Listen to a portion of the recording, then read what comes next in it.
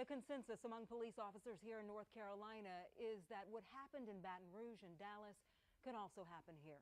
The latest attack coming just as officers here were returning from funeral services in Dallas over the weekend. Ed Crump speaking today with a Raleigh officer who went to one of the funerals in Dallas. And Ed, a pretty incredible moment today as that interview wrapped up, right? There was an incredible moment, Tisha, and it was up close and personal. At funerals for the 5 Dallas officers gunned down earlier this month, hundreds of officers from across the nation, world, and North Carolina were in attendance.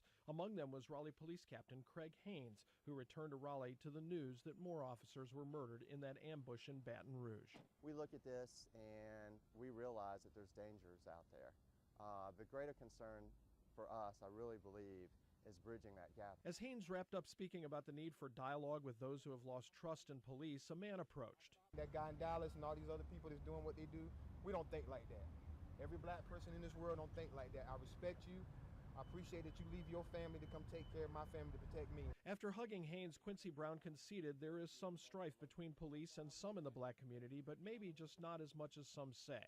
At the end of the day, all police officers ain't bad. You know, they just not. There's some really wonderful officers out there. Brown told me he's never felt he was pulled over just because he was black, but he knows that's not the case with others. That includes Bishop Darnell Dixon of the Bible Way Temple in Raleigh. It happened to me several times. Dixon says he appreciates Brown's sentiment, but isn't likely to show this kind of affection to an officer he doesn't know. I don't discredit him, but he don't speak for all black men. Dixon says he's so concerned about how police treat blacks, he recently gathered together young men at his church. And I talked to them about being respectful.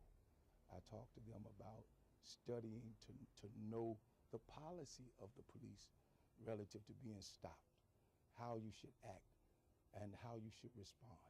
But Dixon does agree with Brown that relations need to improve. We have to understand each other. And actually, it begins with love and understanding. And that, Tisha, appears to be the one consensus right now in America, that there is a need for constructive action and positive changes. Love and understanding. Ed Crump live for us in downtown Raleigh at